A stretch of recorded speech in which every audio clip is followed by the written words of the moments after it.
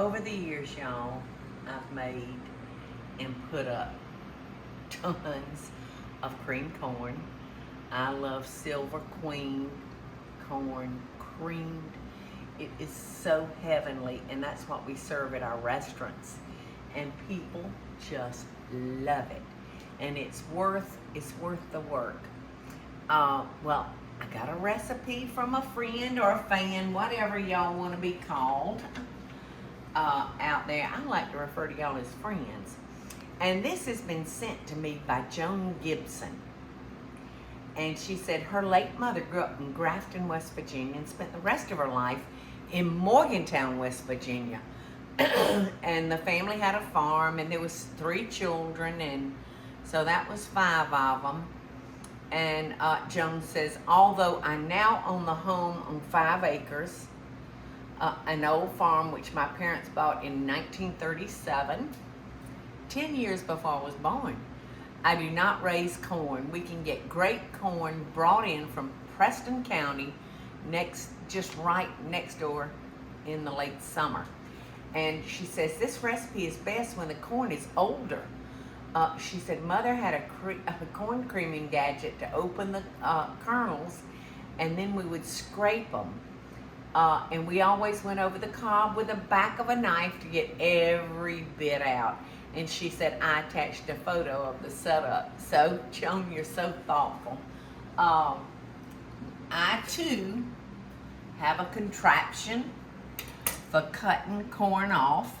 Now, if you're doing whole kernel, you'll want to just cut it to the cob, so you'll have nice whole kernels. But if you want cream corn like we serve at our restaurants, you'll want to cream it. And this is our little corn gadget. And you can set your blade to where you would like for it to be, however thick or thin you want your corn to be. So Teresa has already grated the corn for this recipe, but I just want to show y'all very quickly how this operates. This is a really good arm workout. It is. Maybe I'll get rid of some of that flab underneath my arms, Teresa. Now, we're early in the season, so our corn is not old. Come on. I wonder, what do you mean by old corn? Well, she just said it's better in the last season because it's tougher. Oh. And because this has got so much juice in it, I've made corn a lot of different ways. Souffle, fried. But I have never made, let's see what she calls them, corn fritters. And I've made corn fritters, but not like this before. So this is the way this works, y'all, and it makes it so much easier. And if you feel like you have not gotten all the milk out of it, just take the back of your knife and go down your cob to get every bit of that corn milk out of there. So that's how you do it to get wonderful cream corn. Now it only takes about 15 more years. Yeah.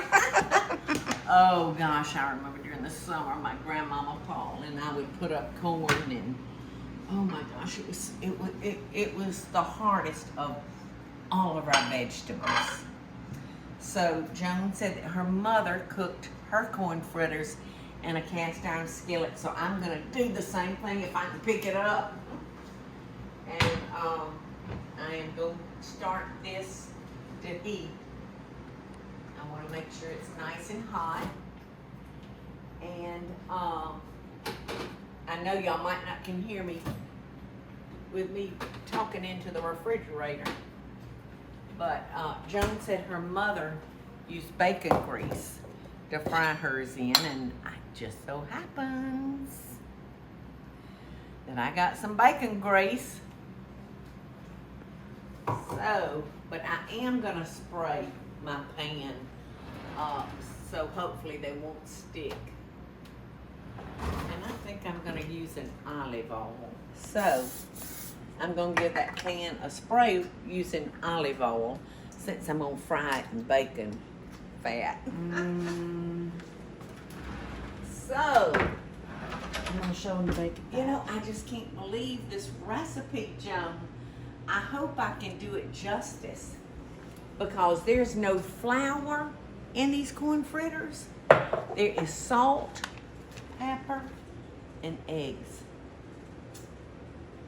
And she said for every cup of cream corn, add an egg. Unless it's new. Didn't she say something about it if it was newer Unless corn? it's new, you may have to add an extra because at the beginning of the season it's so juicy and full of moisture, so you can see just how juicy that is.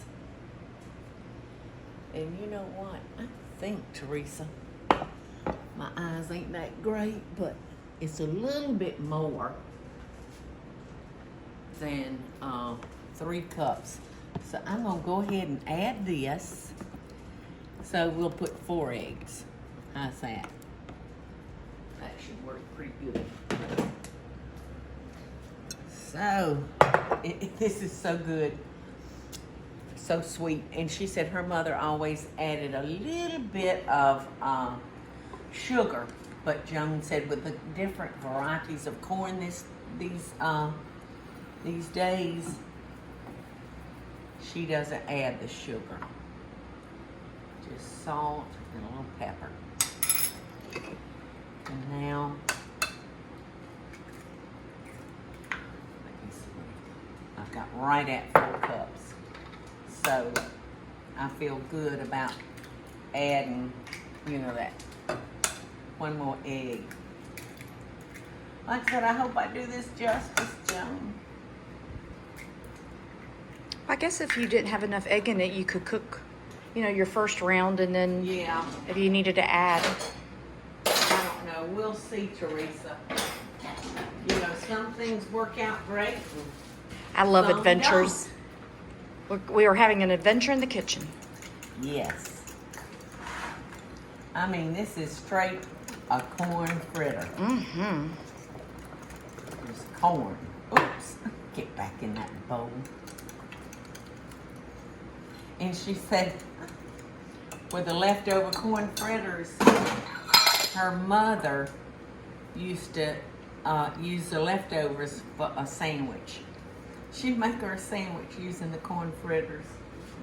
I think we have an idea for lunch today. I know. Gosh, it sounds wonderful. Corn on some white bread. Mm-hmm. No, we're not going to use bread. We're going to use the corn as a sandwich. Maybe a tomato sandwich. How about that? Even better. All right, so she said use about 1/4 of a cup. So you know what I'm going to do? I'm going to use 1/4 of a cup measure. But the first thing I've got to do is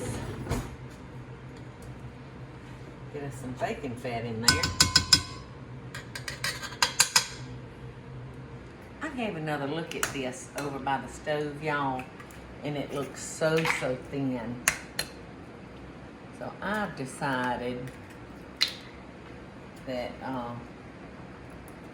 I'm adding 2 more eggs.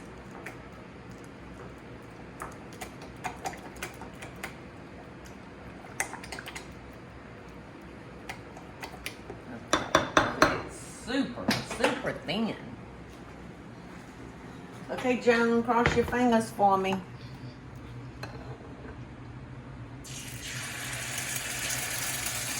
Sort of feel like these Looks are like kind a of hoe cake. I was just about to say a version of a hoe cake. It looks like a hoe cake. Ooh, I bet you could put okra in here. All right, now let's see. I'm gonna have to reach across you and get my grandmama's handy dandy flipper. All right, she doesn't say whether to cook this in a real hot skillet. She just said when one side browns, flip it over and then eat. This is straight, you know, my mama used to fry corn. This is But it. it didn't resemble anything like this. This is... You said your mother put flour? No, her mother. Oh, yeah. Yeah, to make corn fritters, yeah. They would have some flour in them. But this is pure, unadulterated fried corn. With good old bacon grease. Yes. I don't know if I need to turn these down or not. There's some hot spots. And we have to kind of try to, I think I'm gonna move it to the side a little bit. Do y'all talk to yourself while you're cooking? I do. I do.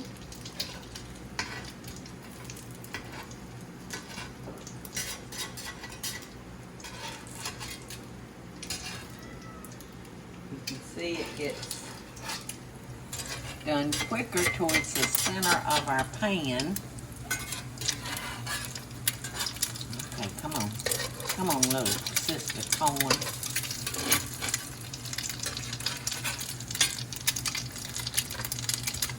We're going to turn that so it has an opportunity to have the hottest side.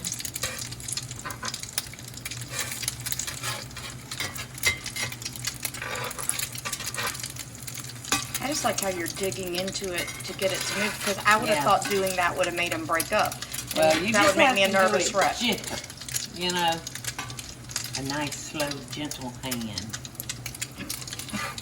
You've heard of that slow hand? Mm-hmm. All right, this one looks brown to me, Teresa. I just saw it. Yum! Oh, wow! That looks like a hoe cake. Shut up, Joan! Wow. All right, here we go. See what kind of talent I you got that one a little big, so he was a little harder to turn. Well, look at that. You just put it back together. I'm just going to put him right back together the way he started. Whoa. Way to go, Joan and Joan's mama. So here are Joan's mother's recipe for corn fritters. I want you to look at these. Oh my goodness. You know, now do we put butter on this or? You know, I would say butter, syrup, hoe cake. Teresa. It's very, very good. Very, very good. It was very, very good. In fact, it's delicious. It's one of those dishes that's requires some work, but if you're into fresh corn, I've just got to try it with a little bit of butter on it. I need to tell my father-in-law he grows corn. He does? Mm-hmm. To save you some at the end of the summer when it's tough. Mm-hmm.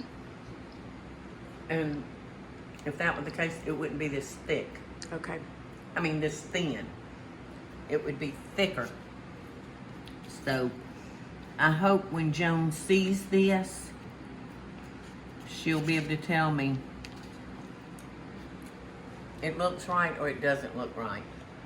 But Joan, I want to thank you so much for sharing one of your family dishes that's been around since 1937 that you and your family have enjoyed and made you some wonderful memories around your mother's table.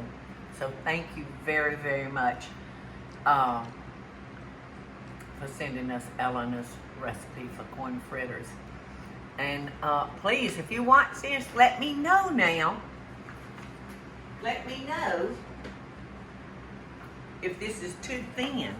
But I am going to try to follow your advice and get some corn that's old at the end of the summer and see if that makes a big difference.